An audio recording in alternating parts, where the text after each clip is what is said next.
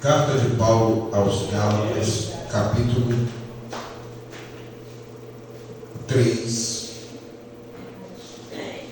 Gálatas, capítulo 3, versículo 13 e o 14. Gálatas, capítulo 3, versículo 13 ao 14. Fica logo depois aí do livro de Coríntios, 1 Coríntios, 2 Coríntios. E aí você já encontra o livro dos Gálatas. Capítulo 3, versículo 13 ao 14. Hoje, irmão, quero pregar em cima de um tema que tem dividido opinião de muitos crentes. Uns acham que existe, outros acham que não existe. Tem uns que até provam que existe. Eu quero falar hoje, irmão, sobre maldição hereditária. Existe maldição hereditária? Esse é o tema que nós vamos estar abordando esta noite. Livro de Gálatas, capítulo 3, versículo 13 e o 14, que diz assim: Cristo nos resgatou da maldição da lei, fazendo-se maldição por nós, porque está escrito: maldito todo aquele que for pendurado no madeiro, para que a bênção de Abraão chegasse aos gentios por Jesus Cristo, e para que pela fé nós recebamos a promessa do Espírito. Amém? Poder sentar, irmãos, fique à vontade para adorar o nome do Senhor. Irmãos, muito se fala de maldição hereditária. Eu já vi irmãos falando, irmãos, porque eu estou debaixo, tem uma maldição na minha família que eu estou lutando para Deus me libertar.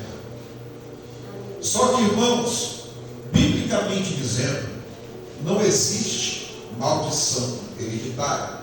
O que existe na Bíblia é um alerta do pecado generalizado que ocorre no meio de uma família. Ou seja, pecado ou uma condenação de acordo com o ato que a família exerce. Pode ser uma idolatria, pode ser prazeres de bebida, cigarros, ou seja, geralmente acontece de acordo com a escolha do pai. O pai ou a mãe escolhe viver de uma forma e passa esse seu modo de vida para seus filhos, que passam para os netos, e assim segue-se adiante. Não quer dizer que há uma maldição sobre isso, mas a Bíblia diz que todos nós pecamos e destituído a gente foi da glória de Deus. O pecado, ele nos afasta de Deus. O pecado, ele já tinha nos condenado à morte e ao inferno. Ou seja, não tínhamos mais chance, pois estávamos debaixo do pecado. Mas a morte de Cristo nos perdoou de todos os nossos erros. É aqui que muitas pessoas não entendem. Enquanto eu estou no mundo vivendo de acordo com o que o mundo quer que eu viva, eu de fato estarei debaixo de uma maldição chamada pecado. Mas no momento que eu decido ou eu escolho entregar minha vida para Deus, servir a Deus, Deus, ele paga toda a minha dívida com o mundo, me perdoa, me regenera e me transforma numa nova criatura. Aleluia. Só que, irmãos, por falta de conhecimento de muitas pessoas, até mesmo pastores, que fazem até campanha sexta-feira da quebra de maldição. Eu vejo muito isso. Vejo demais pessoas postando, pastores, amigos meus de outros ministérios, postando culto de quebra de maldição. Irmãos, entende uma coisa: a maldição, ela é quebrada na hora que você dobra o joelho e entrega a sua vida para Deus. Entregou a vida para Deus, não existe mais maldição. Nós saímos debaixo da maldição do pecado e ficamos debaixo da graça de Deus. Amém? Mas assunto.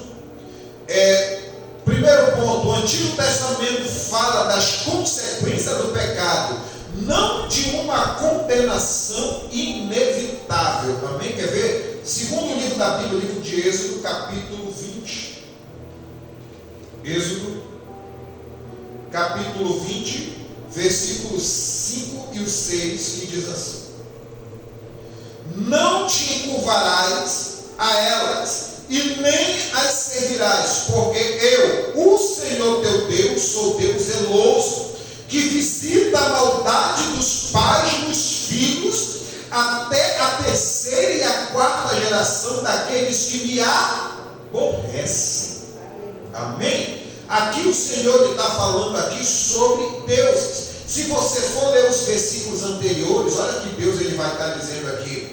Verso 2: eu sou o Senhor teu Deus, que te tirei da terra do Egito, da casa da servidão. Não terás outros deuses diante de mim. Não fará para ti imagem de escultura, nem de alguma semelhança de que há acima dos céus, e nem abaixo da terra, e nem nas águas, e nem debaixo da terra. Ou seja, que Deus, ele está nos alertando que ele já nos tirou do mundo, da casa como ele mesmo diz aqui, nos tirou lá do Egito, da casa da servidão, onde nós estávamos servindo ao pecado. Amém? E ele nos perdoou, nos regenerou, nos tornou povo eleito seu, ou seja, nos escolheu. Não foi eu que escolhi a Cristo, foi ele que escolheu a mim. Amém? Porque nós somos povo eleito, ou povo escolhido, eleito ou escolhido, quer dizer que Deus me escolheu. Amém? E aqui o Senhor ele fala que, já que ele nos tirou da casa da servidão, lá do mundo, eu não posso mais viver aquilo que o mundo oferece para que eu viva. Eu não posso mais escolher servir a Deus e continuar me apegado às coisas lá de fora. E aqui o Senhor ele nos adverte dizendo: não te encurvarás a ele, nem a servirás, porque o Senhor sou Deus zeloso, que visito a maldade dos pais dos filhos. Ou seja, entenda isso aqui é muito importante que você entenda.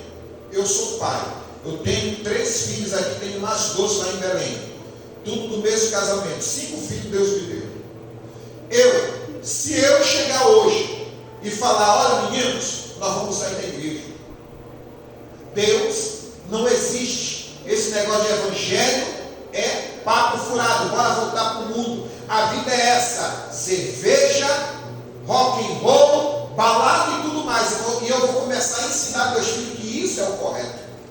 Amém? Eu vou começar a ensinar eles, e eles vão ver que eu estou fazendo e aparentemente estou bem, eles vão copiar. Eles vão copiar. E o que é que Deus está dizendo? Que Deus é Deus zeloso, e ele olha a maldade dos pais nos filhos. Está aqui, irmão. Não é dos pais para filhos, mas é dos pais nos filhos. Está aqui, ó. A maldade dos pais nos filhos, até a terceira e a quarta geração daqueles que lhe aborrecem. Ou seja, o pecado ele aborrece a Deus.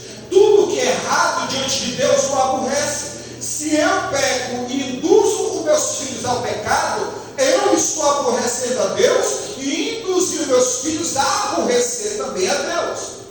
Olha o versículo 6, aqui já quebra a questão de maldição hereditária. Poderíamos encerrar a mensagem aqui. Olha o que diz o versículo 6: e faço misericórdia em milhares, e aos que me amam guardam os meus mandamentos. Quer dizer, que Deus ele age com misericórdia com todos aqueles que o aborrecem, que o pecam, que vivem na casa da servidão. Se eu me arrependo e faço igual Josué, eu e a minha casa serviremos ao Senhor. Aleluia. Amém? Se eu tenho a atitude de servir a Deus, Deus me abençoará. E aqui que entra uma coisa interessantíssima que você precisa saber. Digamos que eu sou cristão, eu aceitei Jesus, escolhi servir a Deus, mas a minha esposa não é.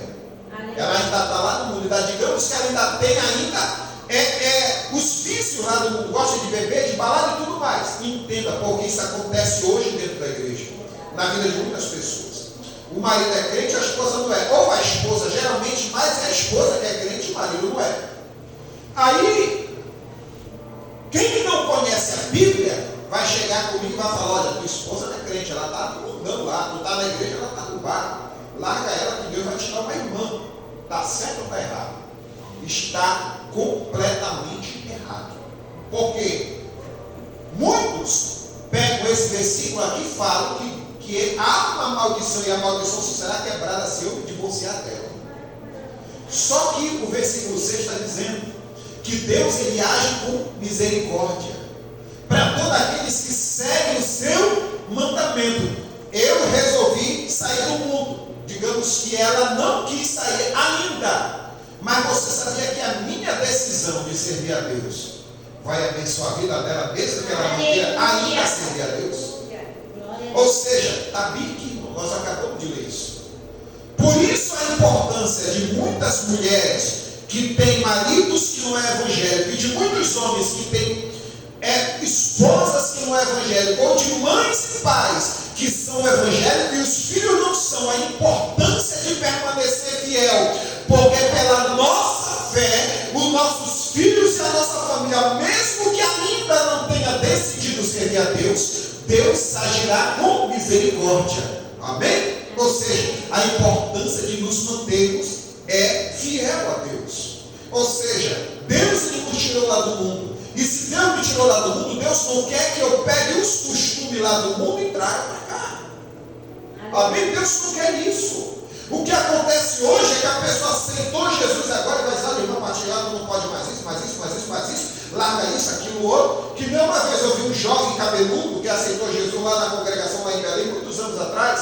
O cabelo dele vinha bem aqui. Ele era aquele rapaz que gostava de rock. Geralmente os roqueiros usam unha grande, cabelo grande e tudo mais. Aí o irmão que estava orando por ele falou assim: irmão, a partir quarta-feira é o próximo culto, já quero tu com o cabelo cortado, barba feita, sem brinco, sem essas pulseiras e sem essas roupas de demônio, que é tudo preta com aquela letra sangrando. Sabe quantas vezes, quando foi que o menino voltou para a congregação? Nunca mais. Nunca mais. Sabe por quê, irmão? Porque a transformação ela é a ação do Espírito Santo mediante a pregação da palavra. Eu não preciso te obrigar, eu só preciso te ensinar. O Espírito Santo falará ao teu coração e te guiará pelas veredas de justiça. Amém? Pelo caminho correto que você deve seguir. Ou seja, chegará o momento que você mesmo sentirá a vontade de abandonar coisas relativas ao mundo e viver aquilo que Deus quer que você viva. Amém? Mas no momento que você aceita Jesus, toda a maldição do pecado é quebrado. Tudo que eu fiz contra Deus é jogado no mar do esquecimento, ou seja, é apagado. Deus apaga da história. Sabe o que se chama isso? Perdão. O perdão de Deus para nós é tão maravilhoso, mas tão extraordinário, que você ofendeu Jesus ontem, hoje você aceitou Jesus. O que tu fez contra ele ontem, ninguém liga mais. Amém? Louvado seja Deus. Deuteronômio. Abra lá o livro de Deuteronômio, quinto livro. Livro de Deuteronômio, capítulo 24. Quinto livro da Bíblia. Capítulo 24, versículo 16, que vai dizer assim: os pais não morrerão pelos filhos, nem os filhos pelos pais. Cada qual morrerá pelo seu pecado. Amém? Cada qual morrerá pelo seu pecado. Questão de maldição hereditária. Não existe isso biblicamente. Não há um fundamento que sustente esse ensinamento sobre maldição hereditária. Amém, irmão? Biblicamente dizendo, não existe. O que existe é a advertência que o meu erro estará me submetendo se eu permanecer nele. Se eu permanecer nele. Se eu erro e o meu exemplo errôneo fez a minha filha errar, fez os meus filhos errar, minha esposa errar, e eu aceito Jesus e os meus filhos não, minha família não, eu serei perdoado. Eles serão no momento que eles também renunciarem. Mas não quer dizer que Deus não agirá com misericórdia. É aquilo que eu falei no versículo do capítulo do livro anterior. Deus usará de misericórdia pela minha fé nele. Amém, irmãos? Amém. Mas, se o meu pai errou no passado, eu não vou carregar a culpa do meu pai no passado. Não foi. Eu não vou. E se eu erro hoje, meus filhos não carregarão o peso do meu erro. Também não. Isso já quebra a teologia da maldição, o ensinamento da maldição hereditária. Amém? Segundo ponto. Cristo levou sobre si toda a maldição. Abra lá Isaías. Glória a Deus. Livro do profeta Isaías. Capítulo 53. Glória a Deus. Livro do profeta Isaías, capítulo 53. Irmão, tem uma, desculpa a expressão, eu tenho uma raiva desses profetas de Satanás que vai orar na casa dos irmãos e fala: irmão, eu vejo Deus está quebrando uma maldição hereditária na tua vida hoje. A pessoa está na igreja, está louvando a Deus, está andando com Deus, mas está passando problemas como todo mundo passa. Aí vem um profetinha do campo, entra na tua casa e vai falar isso para você. E vai falar isso. Tem uns que vão mais longe, irmão. Deus quer um foco com você. Deus quer que você faça um foco. Pega aqui esse envelope. Você vai plantar uma semente. Essa semente é para a obra, mas os frutos dela é para você. E esses frutos é as bênçãos de Deus na tua vida. Aí você coloca uma semente de R$100. E ele sai feliz da vida com aquela tua semente. Amém? Isso tem em muitas campanhas, gente que faz campanha com isso. E ganha muito dinheiro com isso. Olha o que diz lá, Isaías 53, verso 4 e 5. Verdadeiramente ele tomou sobre si todas as nossas enfermidades e nossas dores levou sobre si. E nós o reputamos por aflito, ferido de Deus e oprimido. Mas ele foi ferido pelas nossas transgressões e moído pelas nossas iniquidades. O castigo que nos traz a paz estava sobre ele, e pelas suas pisaduras nós fomos sarados. Amém? Isso aqui é muito interessante, muito profundo esse versículo. Porque aqui fala, versículo 4: verdadeiramente ele tomou sobre si todas as nossas enfermidades e nossas dores. Ou seja, o que Jesus levou sobre si? A responsabilidade de morrer por mim e por você.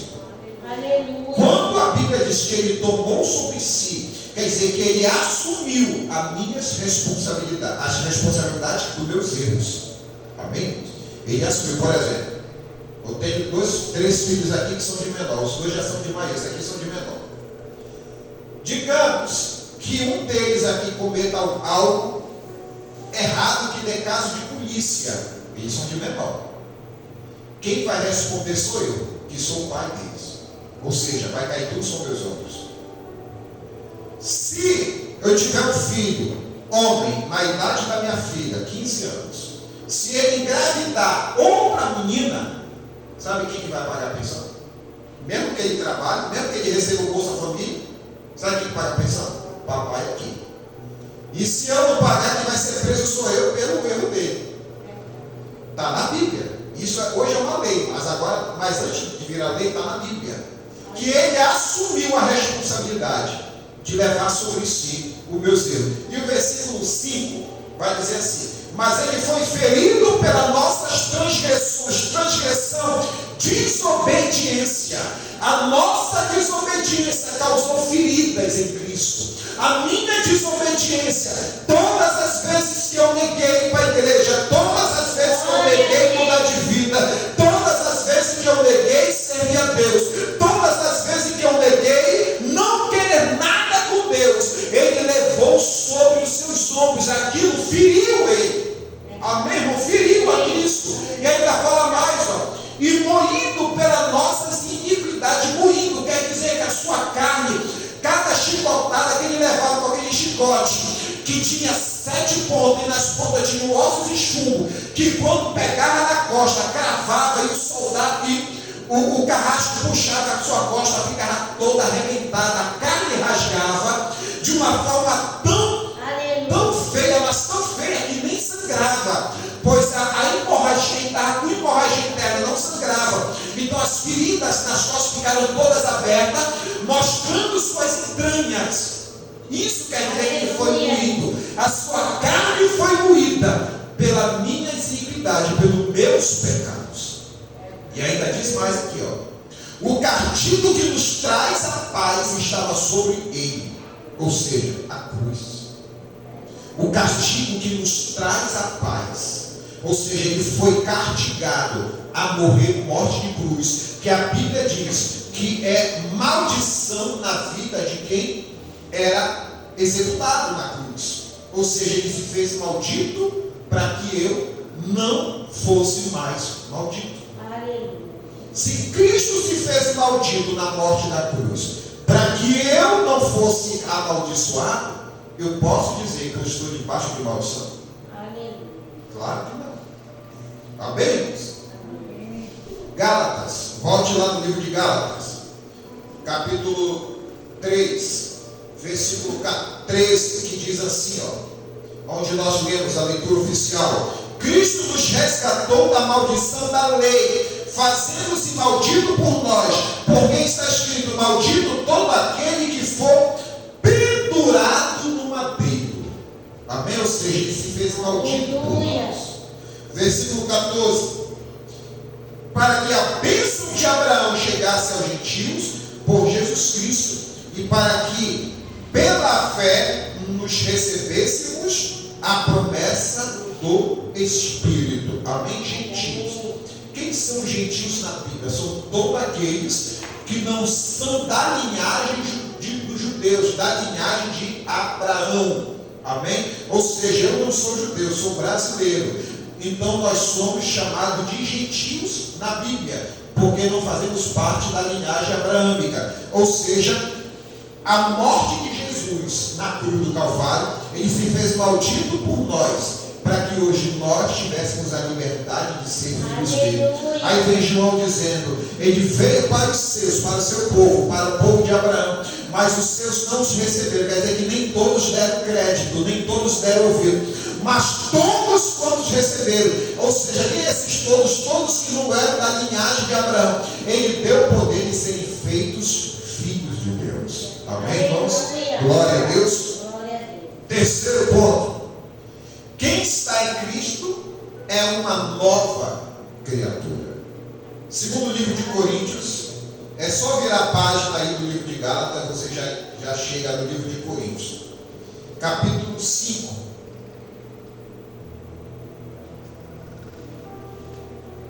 Capítulo 5, versículo 17, que diz assim: assim que, se alguém está em Cristo, nova criatura é. As coisas velhas já passaram, e este tudo se fez novo. Olha aqui, o verbo estar, biblicamente, ele se enquadra em relacionamento. Ou seja, quando você vê na Bíblia escrito aquele que está em Cristo, não é aquela pessoa que apenas aceitou, mas é aquele que tem relacionamento com Cristo. Amém? Exemplo, se você perguntar: pastor, o senhor é casado? Estou casado há 25 anos. Quer dizer que há 25 anos eu tenho relacionamento com a minha esposa. Amém? Relacionamento, vida de casal a dois, vida juntos. Então, aqui a Bíblia está me dizendo, Paulo está ensinando que aquele que está, ou seja, aquele que tem relacionamento com Cristo, é uma nova criatura. As coisas velhas já passaram, ou seja, tudo que tu fez no mundo já se passou, toda ofensa que tu fez para Cristo já passou, toda maldição do pecado que você cometeu e acarretou para a tua vida já passou, toda maldade que foi jogada sobre a tua família já passou, tudo se fez novo. Amém? Ou seja, então nós vivemos hoje em novidade de vida. vida. Se alguém chegar e disser, irmão, Deus me revela uma maldição na tua vida, uma maldição na vida da tua família, você tem autoridade de Deus para olhar na cara dele e falar, para trás de mim, Satanás, porque eu tenho relacionamento com Deus. E a Bíblia diz que as coisas velhas já passaram e a minha vida é nova. Eu vivo em novidade de vida. Ou seja, não existe maldição, não existe transgressão, não existe nada sobre a vida daqueles que servem a Deus, que tem relacionamento com Deus. Mas infelizmente, irmãos, as igrejas estão abarrotadas de pessoas que teimam em fazer campanhas. Por isso, irmão, que eu faço, pode falar, me criticar, muita gente me critica, eu já liguei muito para isso, hoje eu não digo mais. Ah, pastor, tem que fazer campanha, porque a campanha, ela traz o povo para a igreja. Amém, bora fazer 7 quarta-feira aqui no poder de Deus. Vai trazer, cada quarta-feira, trazer um pregador, trazer os de Belém, que traz logo o povo para a igreja. E eu tenho pregador para isso, se eu quiser trazer de lá. A igreja vai encher, irmão, vai encher. E quando acabar a campanha? É por isso que eu não faço campanha. É por isso que eu não faço. Quer fazer uma campanha? Bora dobrar o joelho, bora orar uma semana, na semana seguinte, bora sempre evangelizar. Isso é para mim a melhor campanha. Bora visitar os desviados, bora visitar os enfermos, bora visitar aqueles que saíram da igreja e não voltaram mais.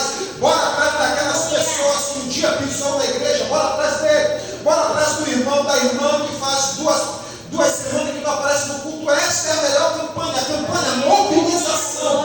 Se nós nos mobilizarmos para ir lá fora buscar o ímpio, a igreja enche sem necessidade de trazer pregador de fora. Amém? A igreja enche. Só que muitos pastores, pela sua incapacidade ministerial e a sua falta e a total falta de compromisso com a igreja do Senhor, o que é que eles fazem? Vou fazer uma campanha aqui. 7 sexta-feira da quebra de maldição hereditária. Você que tem drogado na família, que tem alcoólatra na família, você que tem prostituta na família, venha para a igreja que essas maldições Deus vai quebrar. Aí você vem, mas a pessoa que está desviada não vem com você. Quando que vai ser quebrada essa maldição? Não vai, porque para a maldição ser quebrada, primeiro tem que ouvir a palavra. Segundo, tem que aceitar a palavra. Terceiro, tem que servir a Deus. Aí acabou a maldição. Quer quebrar toda a maldição na sua casa sem necessidade de fazer campanha? Abra isso aqui e pregue. Pregue. Glória a Deus. Eu tenho dito muito isso aqui. Pregue para a tua família. Quem conhece a tua família melhor que eu? Só você. Só você. Eu não conheço a família da irmã dela como ela conhece. Eu não conheço a família da irmã Maria como ela conhece. Eu conheço a família do irmão José como ele conhece. Então a pessoa mais adequada a falar de Cristo é eles, não sou eu.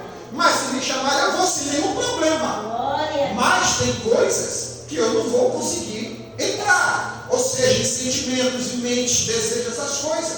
Isso é para quem já conhece. Amém? Para quem tem intimidade, para quem tem relacionamento. Glória a Deus. Livro de João, capítulo 1, versículo 12.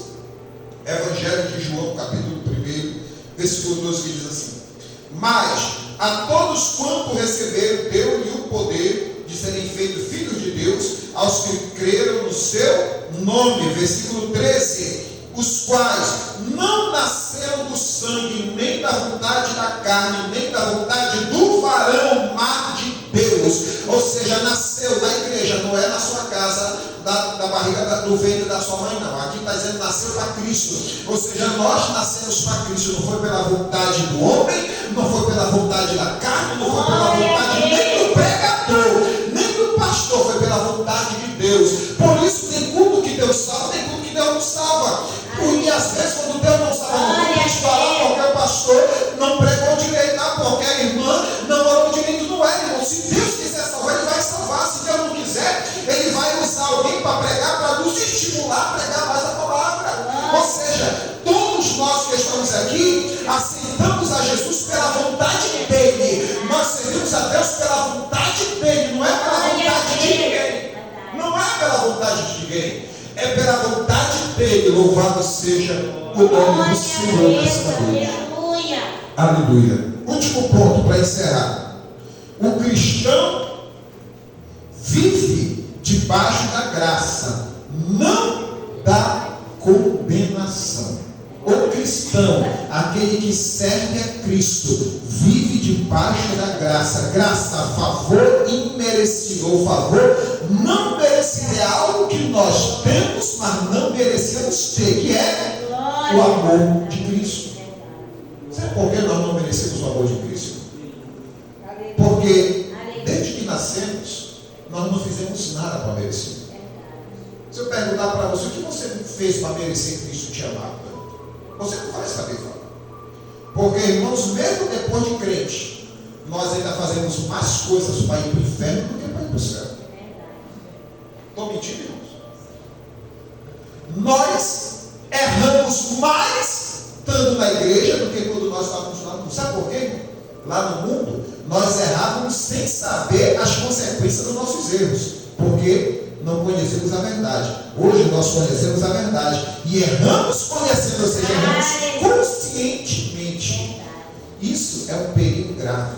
Por isso que lá no inferno, naquele dia, vai ter pastores, vai ter pregadores, vai ter evangelista, vai ter líder de círculo de oração, vai ter homens e mulheres que eram grandes ganhadores de almas. Vão estar lá, sabe por quê, irmãos? Porque pecaram conscientemente, pecaram sabendo do seu erro. Louvado seja o nome do Senhor. E lá no céu vai estar muitos crentes que dificilmente pisaram na igreja, mas lá na sua casa estava orando, estava buscando, estava tendo relacionamento com Deus. E muitos crentes que estão na igreja não vão entrar no céu. E tem muitos crentes que não vêm na igreja por causa de algo que aconteceu, mas está em casa, está adorando, está servindo, está louvando, está consagrando, está lendo a palavra de Deus. E ele subirá. E muitos aqui não subirão. Vai ser a grande surpresa para mim. Vai ser grande surpresa. Eu, pastor, posso perder a minha salvação. A minha esposa pode subir. Vocês que são minhas ovelhas aqui na igreja podem subir. Eu posso perder minha salvação.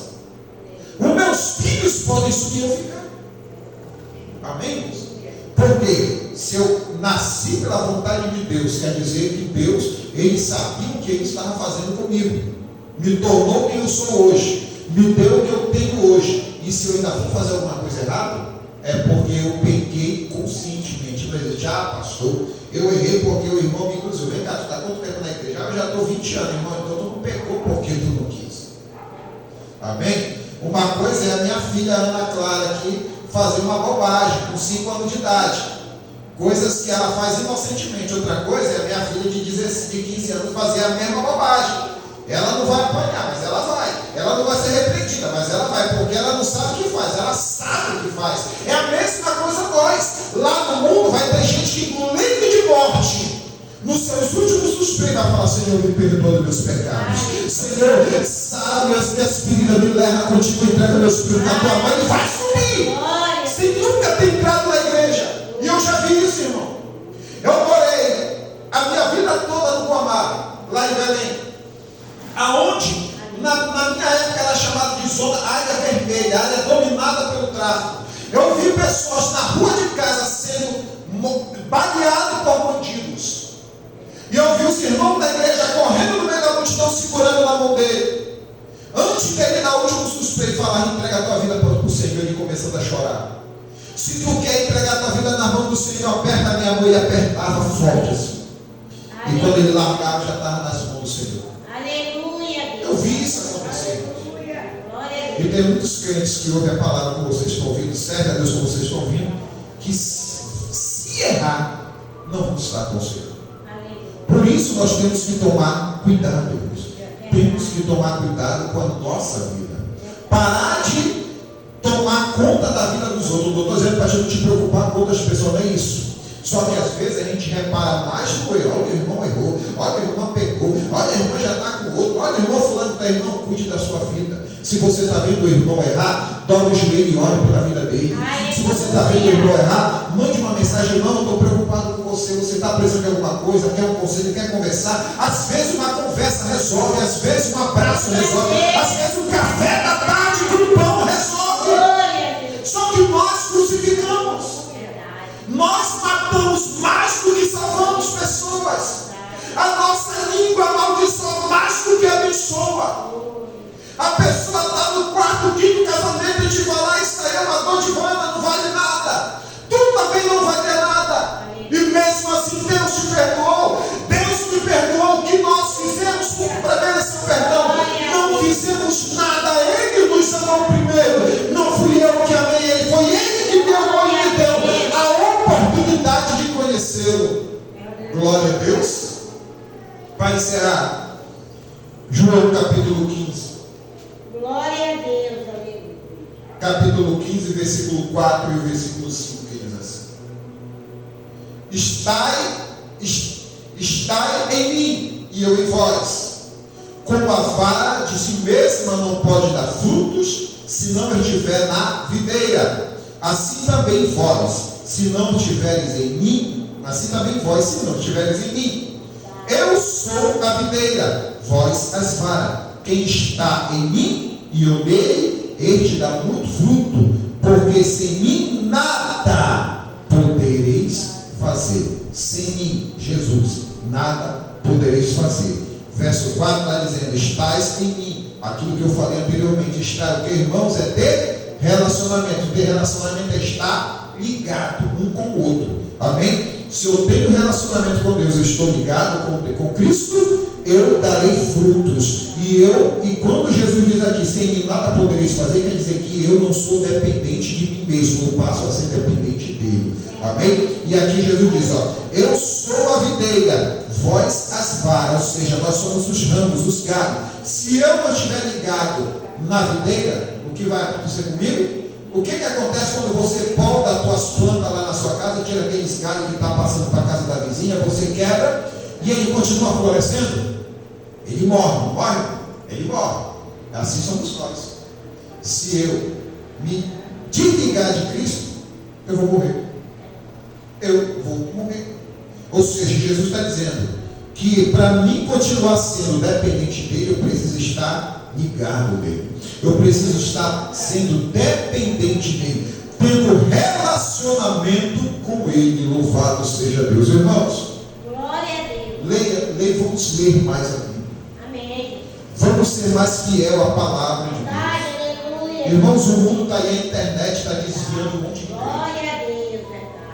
A internet, não estou falando contra a internet, eu uso a internet demais, mas eu não estou pregando contra a internet, eu estou pregando, às vezes eu falo contra o mau uso da internet.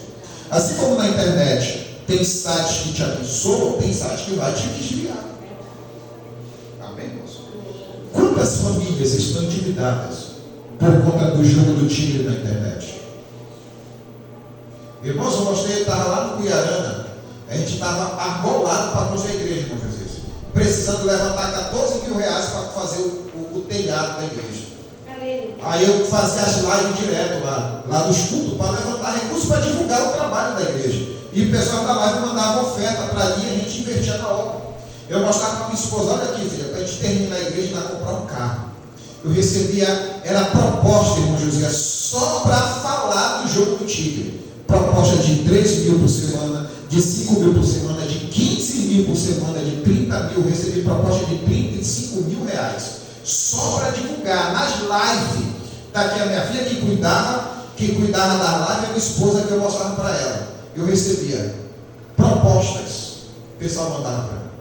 A minha esposa, poxa, já estava para terminar a igreja, embora daqui no carrão, comprar uma casa melhor. Por que tu acha que esses influenciadores, um dia eles estão na Pindaíba, no outro dia estão morando em mansões? Porque eles começam a anunciar isso. Aí a pessoa vai, faz empréstimo, usa o dinheiro dela no tigre, perde, joga 400 reais, perde 300 e ganha 200 e diz que teve lucro. Ah, eu ganhei 200, mas tu perdeu quanto? Jogou quanto? 400, ganhou 200? Quanto foi teu lucro? Deveria ser 600, mas ficou 200 que ela ganhou. Então tu não teve lucro, tu teve prejuízo. e 200 foi para o bolso do influenciador, que te influenciou a jogar. Se eu fosse fazer isso, eu não estava nem aqui nessa igreja, nem pirado, eu estava em outro estado aí, melhor, um estado melhor, dando uma vida melhor para meus filhos. Eu mostrava as propostas, eu recebia quase todo dia. E irmãos, eu confesso, eu balancei várias vezes, daqui a minha esposa, eu balancei várias vezes. Meu Deus, será? Aí teve uma pessoa que ainda falou assim: pastor, será que não é Deus que está colocando isso? Porque Deus está vendo a situação da igreja. Tem 10 congregados, o senhor está construindo uma igreja gigante aqui, né, numa vila que não tem quase ninguém. Está precisando de dinheiro. Deve ser Deus colocando essas pessoas. Eu disse: não pode ser qualquer coisa, menos Deus. Pode ser qualquer coisa, menos Deus. Se eu faço isso, eu caio debaixo de uma maldição. E quantas famílias, irmãos, venderam casas, venderam carro, fizeram empréstimos? Eu vi aí uma reportagem de um rapaz que foi embora, emprestou dinheiro do agiota, foi embora para os Estados Unidos para trabalhar, para manter a família, recuperar tudo que ele perdeu no dia.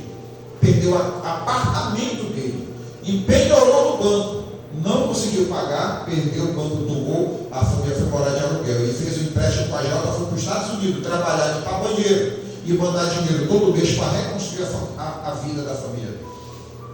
Aí eu vou dizer para você fazer isso, jogar você debaixo de uma maldição. Não foi. Porque é isso que muitas pessoas estão fazendo, estão te influenciando a fazer o que é errado. Influenciando você a fazer aquilo que não é correto. Se eu influencio, eu serei culpado. Você também será culpado de ter aceitado. Então, irmãos, como nós lemos, aquele que está em Cristo é nova criatura. As coisas velhas já passaram e tudo se fez novo. Nós temos uma vida nova. Deus nos deu uma segunda chance. Não terá terceira. Não terá terceira. Amém? Jesus já morreu. Foi a segunda chance. Perdoou nosso pecado. Agora ele vai voltar para buscar a igreja. Glória a Deus, amém. Ele vai voltar. Ou tu continuar ligado na videira e vai dar frutos e vai para o céu no dia da colheita, ou tu vai ser quebrado e vai morrer, vai se secar e vai morrer. Acabamos de ver tudo isso. Glória a Deus. Que Deus nos abençoe, irmãos, nesta noite. Em nome das palavras do nome do Senhor.